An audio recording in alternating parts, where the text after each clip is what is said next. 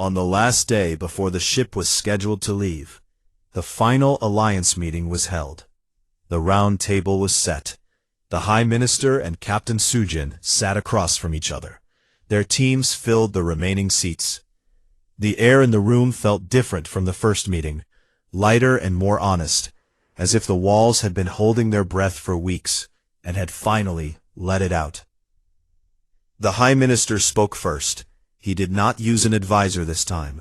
He spoke directly in the human language, slowly and carefully, but with warmth that had not been there before. "We have spent many days together," he said. "My people have watched your people. We have listened, and we have learned something important." He paused and looked around the table at the humans. "We learned that silence and warmth are not enemies. They can live together. Your people showed us this." Sujin nodded.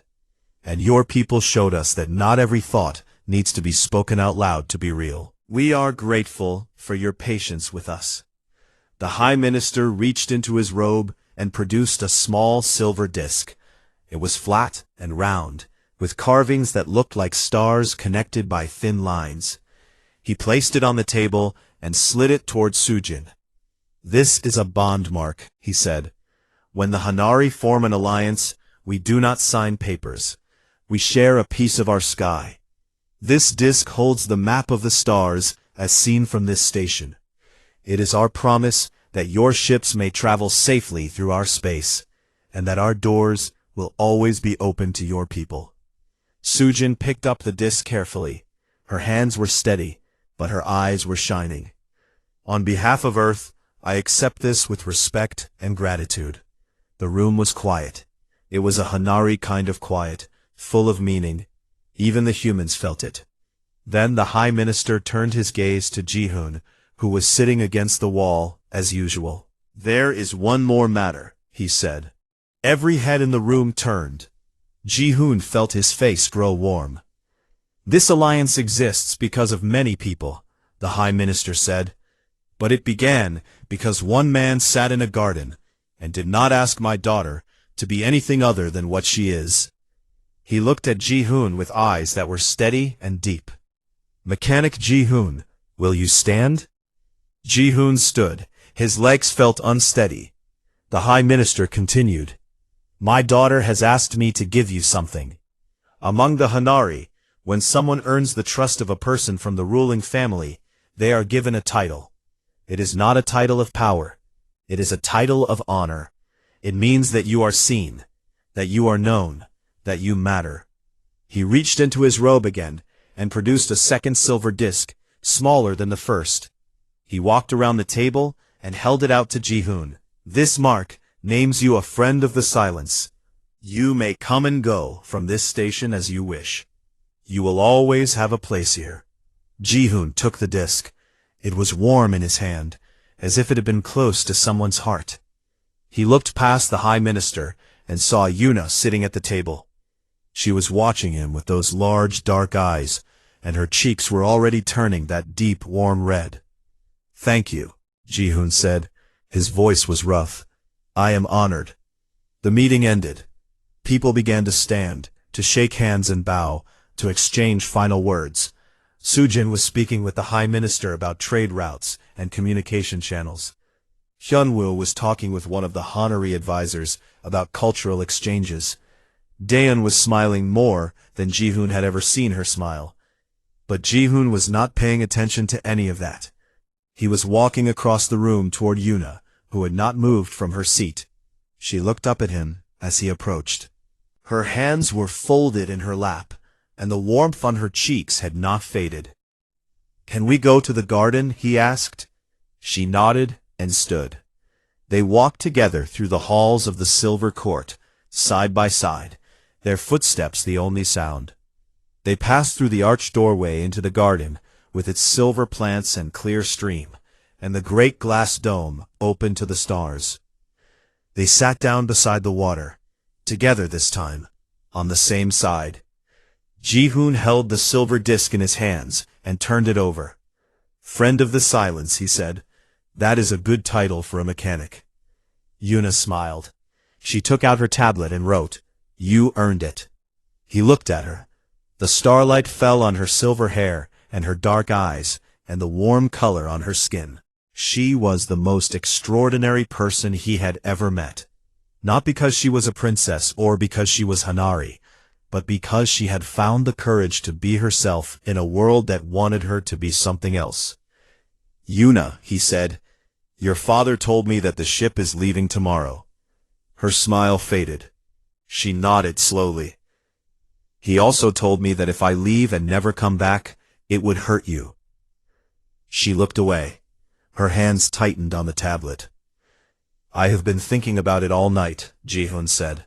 About my ship and my work and my life back on Earth. And I realized something. He took a breath. None of those things ever made me feel the way I feel when I sit here with you.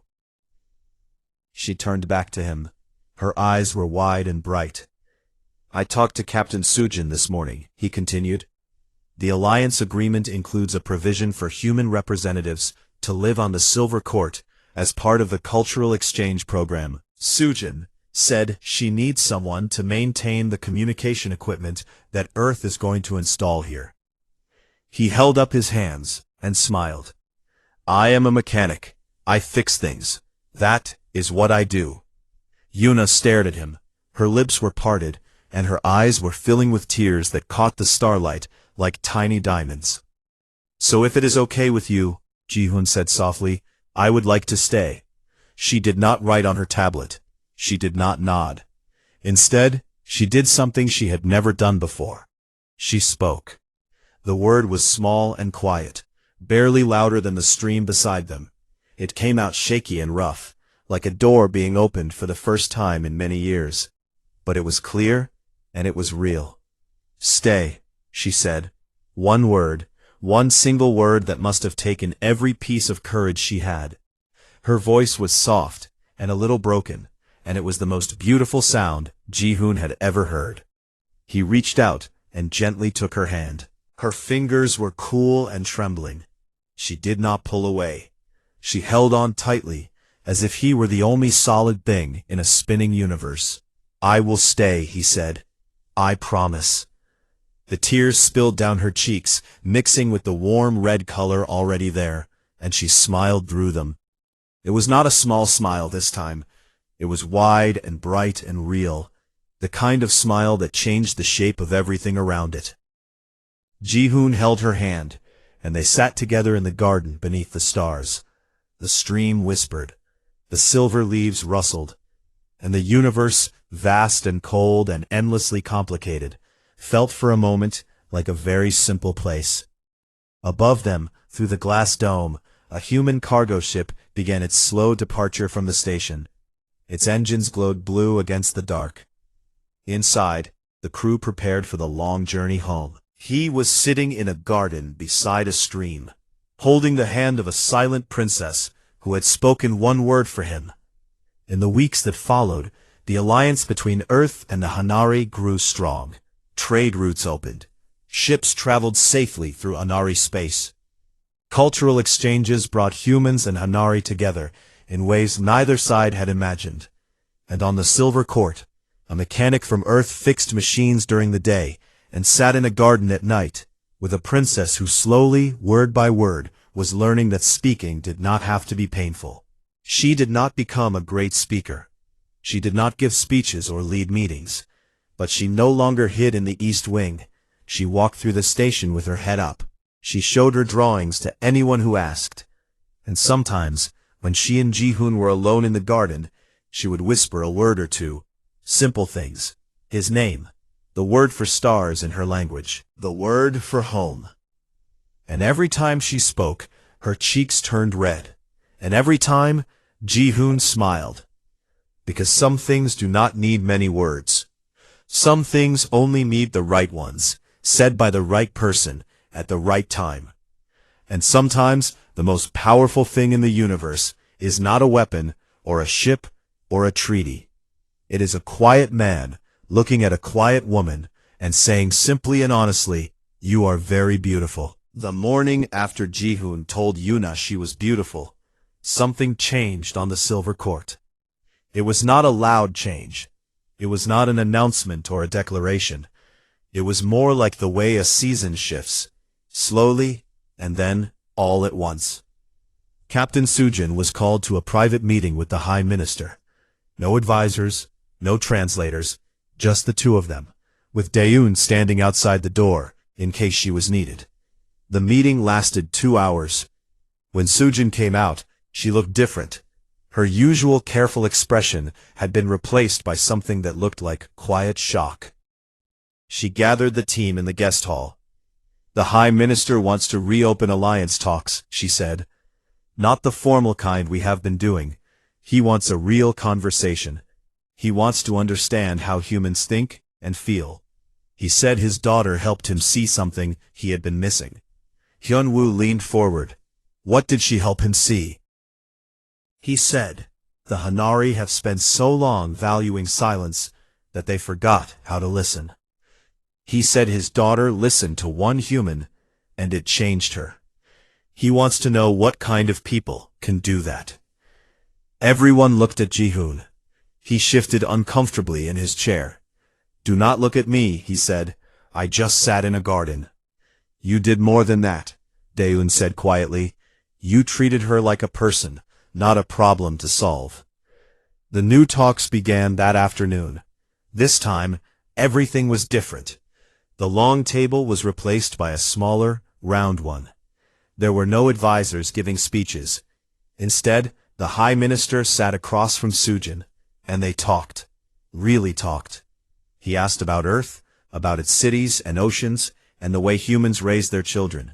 Sujin answered honestly, without the careful political language she had been trained to use.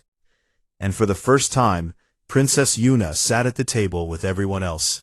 But she was there, and that meant something. Among the Hanari, presence was a statement. By sitting at the table, she was saying that she supported what was happening. Ji-hoon sat against the wall, watching. He was still just a mechanic. He had no role in these discussions. But every now and then, Yuna would look over at him, and the faintest trace of warmth would color her cheeks. And he would feel something bright inside his chest, like a light turning on in a dark room. The talks continued for 3 days. Each day they went deeper. The High Minister shared things about the Hanari that no human had ever heard before. He talked about their history, about how they had once been a people of many words and songs, and how a great war thousands of years ago had taught them that words could be weapons. After that war, they chose silence. They built their entire culture around the idea that fewer words meant less harm. But perhaps the High Minister said on the 3rd day, we went too far. Perhaps in trying to protect ourselves from the damage of words, we forgot that words can also heal. He looked at his daughter when he said this. That evening, there was a gathering in the main hall. It was not a formal event, but something more relaxed, like a dinner between friends. The Hanari served food that was light and sweet, and the humans shared some of the rations from their ship, which the Hanari studied with great curiosity. Ji-hoon found himself standing near the large windows, holding a cup of something warm that tasted like mint and honey. Yuna appeared beside him. She moved so quietly that he did not notice her until she was already there. "You really need to stop doing that," he said, smiling. That small, shy smile that he had started to look forward to more than anything else on this station. She held up her tablet. "My father likes you." Ji-hoon almost choked on his drink. "He does?" She nodded. She wrote more. "He said you are honest. He said you do not wear masks." "I do not know how to wear masks," Ji-hoon said. "I am a mechanic. If something is broken, I say it is broken. If something is good, I say it is good." She looked at him for a long moment. Then she wrote, "Is that why you told me I was beautiful? Because you thought it was true?" "It is true," he said simply. The warm color spread across her cheeks again. She turned away and pressed the back of her hand to her face. Ji-hoon smiled. He was starting to understand that among the Hanari, blushing was not something that happened easily. Their skin was controlled and composed, like everything else about them. For Yuna's cheeks to change color like that, she had to be feeling something very strong. He liked that he could make her feel something that strong. After the gathering, the High Minister asked to speak with Ji-hoon alone. They met in a small room with no furniture except 2 chairs facing each other. The High Minister sat in one and gestured for Ji-hoon to take the other. "I have watched you these past days," the High Minister said. "You are not like the other humans on your team." "I am just a mechanic," Ji-hoon said. "You say that often, but a mechanic is someone who understands how things work. Someone who sees the broken parts and knows how to make them whole." The High Minister paused. "My daughter has been broken for a long time. Not in a way that anyone could see, but broken. And you, without trying, without any skill or training or intent, have started to fix her." Ji-hoon did not know what to say to that. "The alliance talks are going well," the High Minister continued. "Better than I expected. My advisors are beginning to see what I see, that humans are not the loud, careless creatures we assumed. You have depth. You have warmth." He leaned forward. "But the talks will end soon. Your ship will leave, and my daughter will be here, alone again." The weight of those words was enormous. Ji-hoon felt them press against his chest. "What are you asking me?" he said. "I am not asking you anything," the High Minister said. "I am telling you the situation. What you do with it is your choice. But I want you to understand the full picture. Among the Hanari, when someone opens their heart to another person, it is not a small thing. It is not something that can be taken back or forgotten. If you leave and never return, she will carry that wound for the rest of her life." Ji-hoon sat in silence for a long time. The High Minister waited. The Hanari were very good at waiting. "Can I have time to think?" Ji-hoon asked. "You can," the High Minister said, "but not too much time. Your captain tells me the ship will be ready to leave in 2 days. 2 days. Ji-hoon walked back to his room with those words echoing in his head.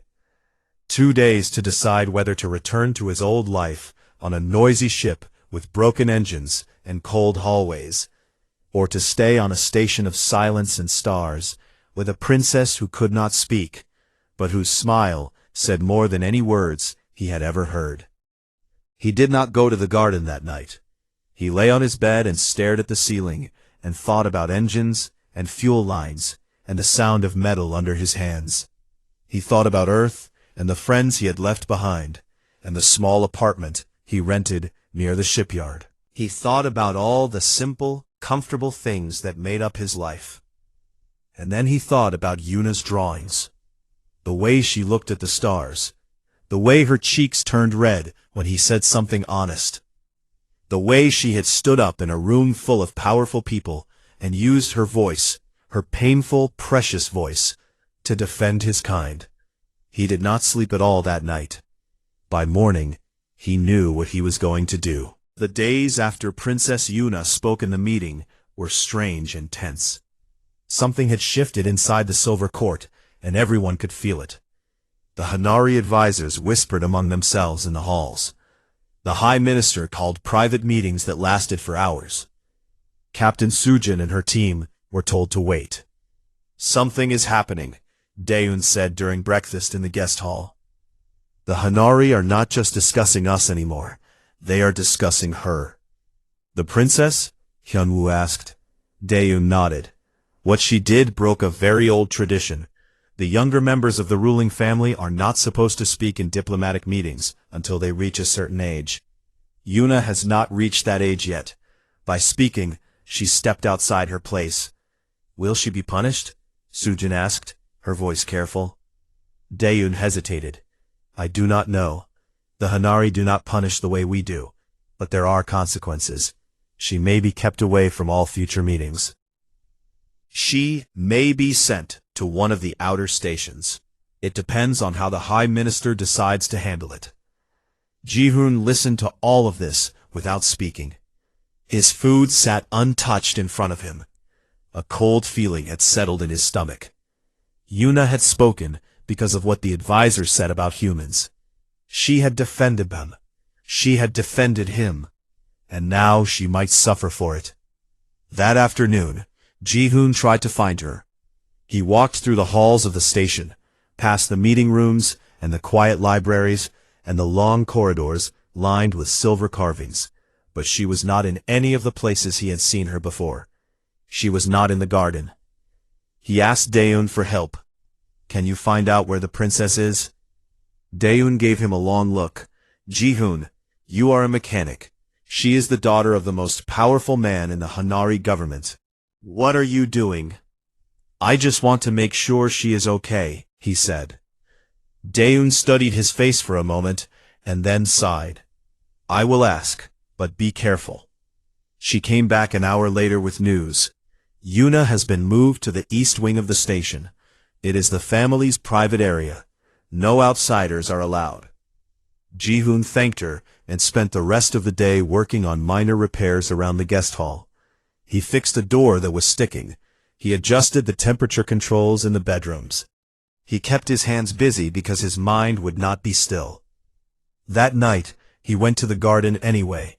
He sat beside the stream and looked up at the stars. The seat beside him was empty. The silence, which had started to feel warm and shared, now felt cold and lonely again. He sat there for a long time. Then he heard footsteps.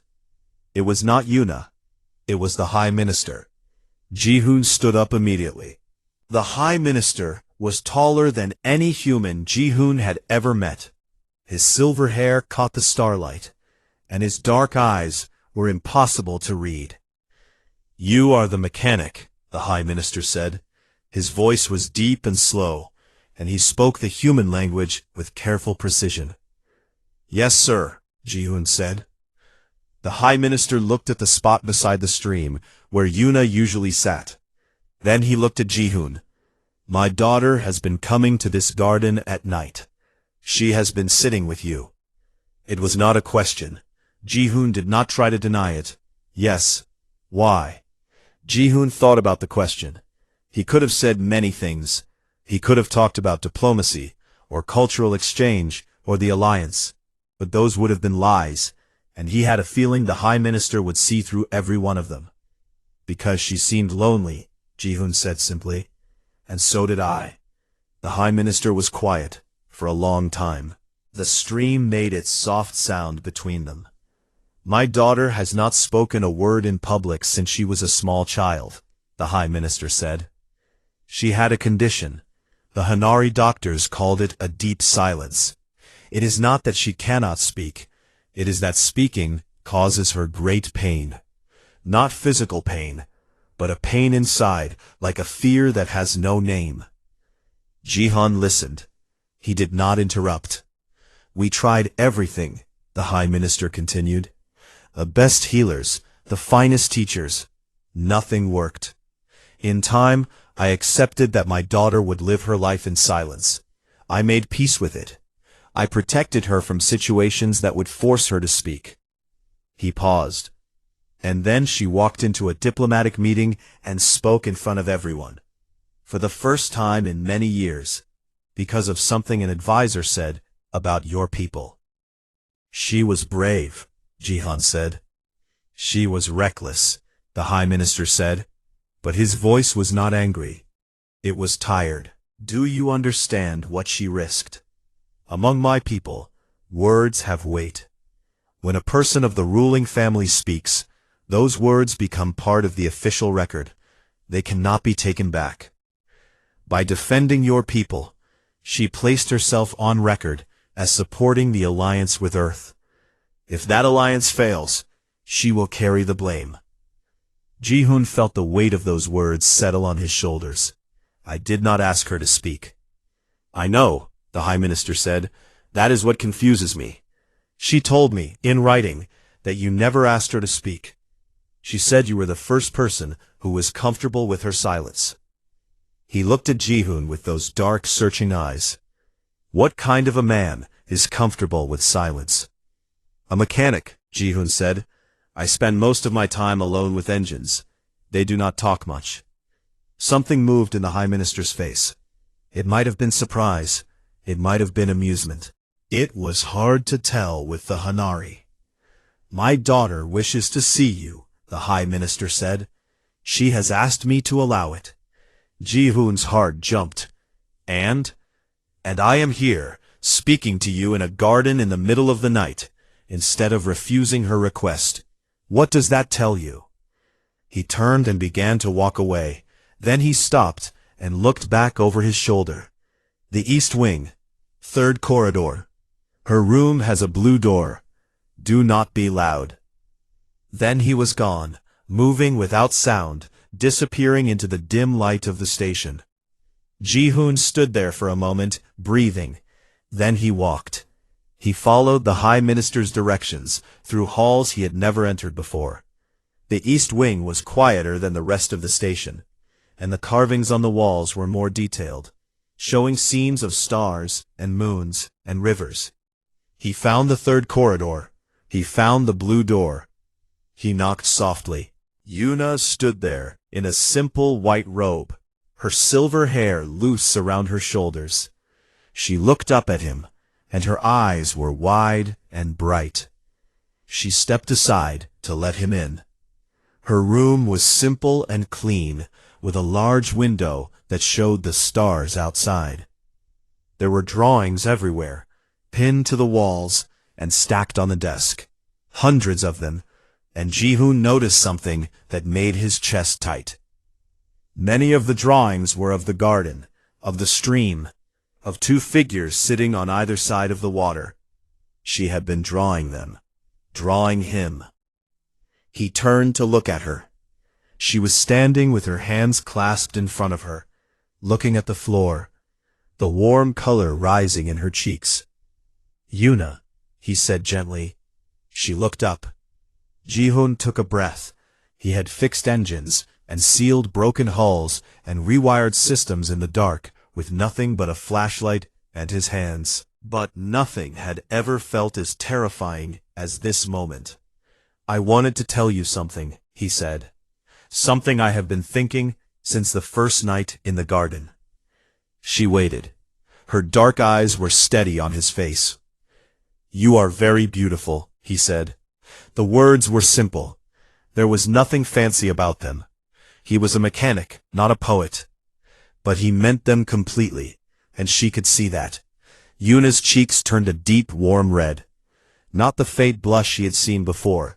This was bright and real, spreading across her silver skin like sunrise over water. Her lips parted slightly. Her eyes filled with something that looked like wonder, as if no one had ever said those words to her before. She raised her hands and covered her face. Her shoulders shook, and for a terrible moment Ji-hoon thought she was crying. But when she lowered her hands, she was smiling. That same small, shy smile, but bigger now, brighter. She picked up her tablet and wrote quickly. She turned it toward him. The screen read, "No one has ever told me that before." Ji-hoon smiled. Then everyone else has not been paying attention. Her blush deepened even more. She turned away and pressed her hands to her cheeks, as if trying to cool them down.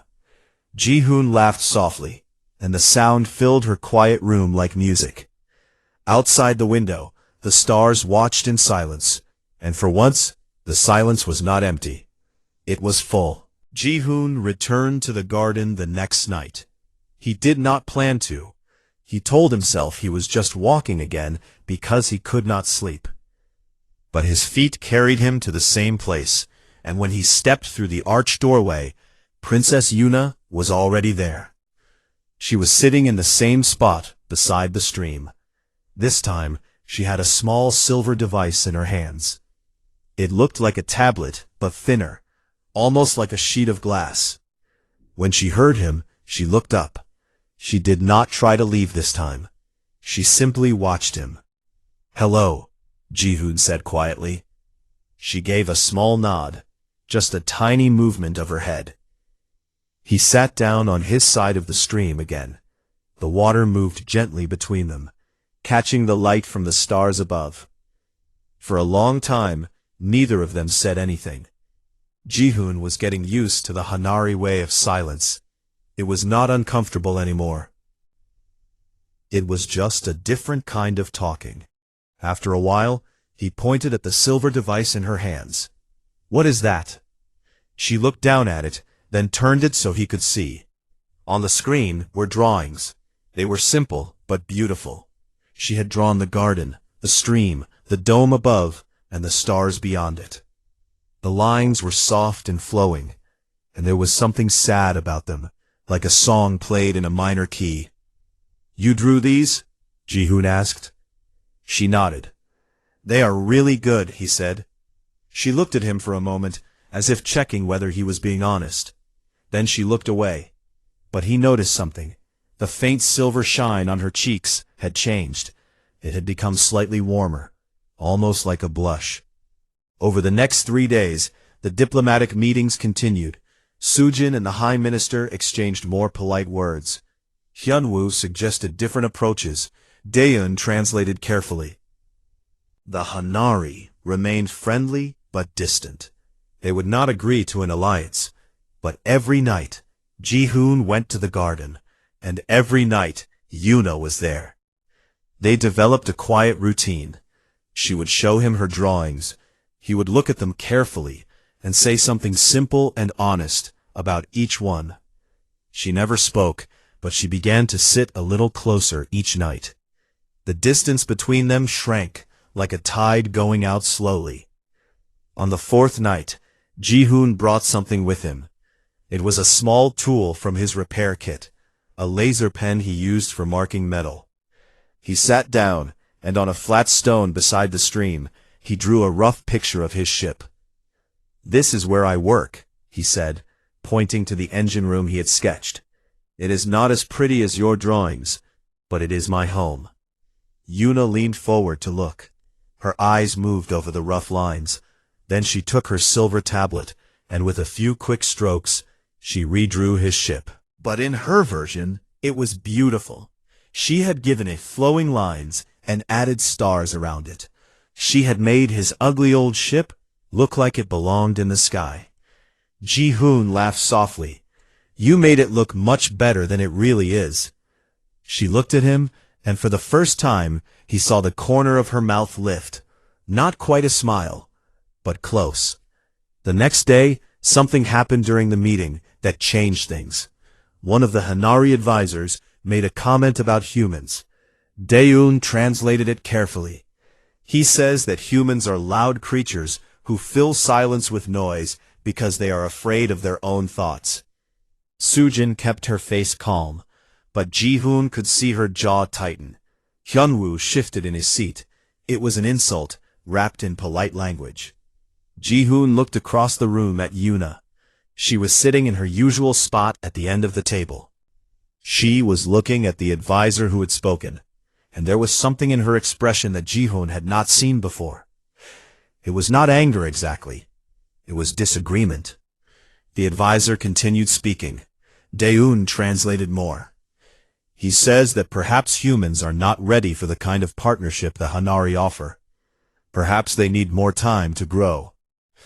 Sujin opened her mouth to respond, but before she could, something unexpected happened. Princess Yuna raised her hand. The entire room went still. Every Hanari turned to look at her. The High Minister's eyes widened slightly. Even the advisor who had been speaking stopped and stared. Yuna's hand trembled. Her face was tight with effort, as if lifting that hand had cost her something enormous. She opened her mouth. For a moment, nothing came out. Then, in a voice so soft it was barely above a whisper, she spoke. Daeun leaned forward, her eyes wide. She translated slowly. The advisor speaks only for himself. She says, she has watched the humans.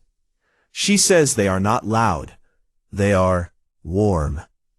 The room was completely silent. The High Minister looked at his daughter with an expression Ji-hoon could not read. The advisor looked shocked and embarrassed. Yuna lowered her hand. She was shaking.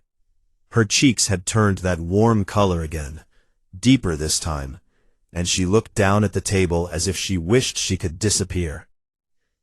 The meeting ended shortly after. Sujin pulled her team aside. "What just happened?" she asked. Daeun was still stunned.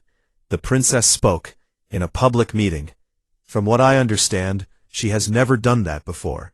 Not once in her entire life." Hyunwoo ran a hand through his hair. "She defended us. Why would she do that?" Everyone looked at each other, but Ji-hoon said nothing. He just stared at the door through which Yuna had disappeared. Yuna was there, but she was different.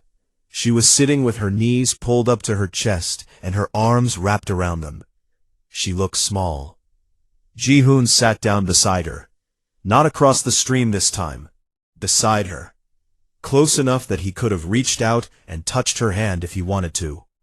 "What you did today was very brave," he said. She shook her head slowly. "It was," he insisted gently. "Everyone was surprised, but you said what was true." She looked at him. Her eyes were shining, and he realized with a start that she was close to tears. Among the Hanari, speaking was already hard. Speaking against an elder, in public, in front of strangers, must have felt like jumping off a cliff. "You called us warm," Ji-hoon said softly. That was a kind thing to say. She held his gaze for a long moment. Then she lifted her silver tablet and wrote something on it. She turned it toward him. The words were in the human language, written carefully in letters that were slightly uneven, as if she had practiced them. The screen read, "You are the first one who did not try to make me speak." Ji-hoon read the words twice. Something inside his chest felt tight. "You do not have to speak," he said. "Not for me, not for anyone. You can just be yourself." She stared at him. The warm color on her cheeks deepened. She looked down at the water, and then back at him. And then she smiled. A real smile. Small and shy and quick, like a bird landing on a branch for just a second before flying away. But it was real. And it was the most beautiful thing Ji-hoon had seen since he arrived on the Silver Court. He smiled back. Above them the stars turned slowly through the glass dome, and the stream whispered between the silver stones. And the silence between them was full of things that did not need to be said. Ji-hoon never wanted to be on a diplomatic ship. He was a mechanic, not a politician. He fixed engines and cleaned fuel lines. That was his life. But the United Earth Fleet was short on crew, and his name came up on the list. So now he stood inside the massive alien station called the Silver Court, wearing a uniform that did not fit him well, trying not to touch anything. The Silver Court belonged to the Hanari, a race of tall and graceful beings who looked almost human but not quite. Their skin had a faint silver shine. Their eyes were large and dark like deep water. They moved without making any sound, and they rarely spoke. The Hanari believed that silence was the highest form of respect. Words to them were heavy things. You did not throw them around without meaning. Earth had been trying to form an alliance with the Hanari for 3 years. They controlled important trade routes near the Outer Rim. Without their help, human ships had to take longer and more dangerous paths. Every diplomatic team Earth sent came back with the same report. The Hanari listened. They nodded. They served tea. And then they said nothing. Captain Sujin, who led the current mission, gathered her small team in the guest hall. The room was wide and white, with soft light coming from the walls themselves. Everything smelled faintly of flowers that Ji-hoon could not name. "Listen carefully," Sujin said. She was a short woman with sharp eyes and a calm voice. "The Hanari do not like loud people. They do not like fast movements. They do not like too many words. So keep your mouths shut and your hands still. We are here to show respect, not to make speeches." Ji-hoon stood at the back of the group. There were 6 of them in total. 2 diplomats, 1 translator, 1 cultural expert, Sujin, and Ji-hoon. He was only there because the ship's water recycler had broken during the trip, and Sujin had needed someone who could fix things. "Why am I even in this meeting?" Ji-hoon whispered to Daeun, the translator. Daeun was a thin woman with glasses and a kind face. She shrugged. Because the captain said everyone comes, no exceptions. The doors at the far end of the hall opened without a sound. Several Hanari entered the room. They walked in a single line, each one taller than the last. Their robes were long and pale blue, and their feet made no noise on the stone floor. At the front of the line was an older Hanari male with silver hair that fell past his shoulders. He was the High Minister, a man named Kwon Dae-sik, in the rough human translation of his title. Behind him came 4 advisors, and behind them, walking alone, was a young woman, not because she was different from the others in any obvious way, but because of how she walked. The other Hanari moved with confidence. They held their chins high and their backs straight. But this woman walked with her head slightly down. Her hands were folded in front of her. Her silver hair was tied back simply, and her eyes stayed on the floor. "That is Princess Yuna," Daeun whispered. "She is the daughter of the High Minister. She has never spoken in any diplomatic meeting before. Some say she has never spoken in public at all." Ji-hoon looked at her again. She had taken her place at the far end of the long table, away from everyone else. She sat quietly, with her hands in her lap. She did not look up. The meeting began. The High Minister raised one hand, and one of his advisors spoke in the Hanari language, which sounded like water running over smooth stones. Daeun translated quietly. "He says they are honored by Earth's visit. He says, the stars have been kind to bring us here again." Sujin nodded and replied with her own careful words of greeting. The advisor translated them into Hanari. The High Minister listened and nodded once. This went on for almost 2 hours. Polite words, careful phrases, nothing of real substance. Ji-hoon stood near the wall and tried not to fall asleep. He looked around the room. He studied the carvings on the walls. He watched the way the light shifted slowly from white to pale gold as the station rotated. And sometimes he looked at the princess. She never moved. She never spoke. She sat perfectly still, like a painting. But once, just once, Ji-hoon saw her eyes lift from the table. She looked across the room, and for a brief second, her gaze met his. Then she looked down again, quickly, as if she had done something wrong. When the meeting ended, the Hanari stood and left in the same quiet line. Sujin let out a long breath. "Well, that was the same as last time," she said, polite and empty. The cultural expert, a man named Hyunwoo, shook his head. "We need to find a way to connect with them on a personal level. All this formal talk leads nowhere." "They do not do personal," Daeun said. "That is not their way." Ji-hoon said nothing. He was thinking about the princess and the way she had looked at him for that one small moment.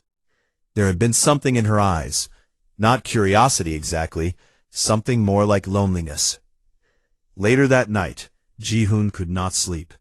The guest rooms were comfortable, but too quiet. He was used to the hum of engines and the rattle of old pipes. This silence felt heavy. He got up and walked through the halls of the station. The lights were dim now, a soft blue that reminded him of moonlight. He did not know where he was going. He just walked. It was open to the stars through a massive glass dome. Strange plants with silver leaves grew in neat rows. A small stream of water ran through the center, so clear that he could see tiny stones at the bottom. And sitting beside the stream, alone, was Princess Yuna. She looked up when she heard his footsteps. Her eyes went wide. She started to stand as if to leave. "Wait," Ji-hoon said softly. "I am sorry. I did not mean to disturb you." She stopped. She looked at him with those large dark eyes. She did not speak. Ji-hoon did not know what to do. He knew he should probably leave. He was not supposed to be here. He was not a diplomat. He was a mechanic who fixed broken things. but she looked so alone, sitting there by the water. "The garden is beautiful," he said simply. She tilted her head slightly, as if she was not sure what to do with his words. And then, very slowly, she sat back down. Ji-hoon took that as permission. He sat down on the other side of the stream, a respectful distance away, and looked up at the stars through the glass dome above. Neither of them spoke, but for the first time since he had arrived on the Silver Court, the silence did not feel heavy. It felt like something shared.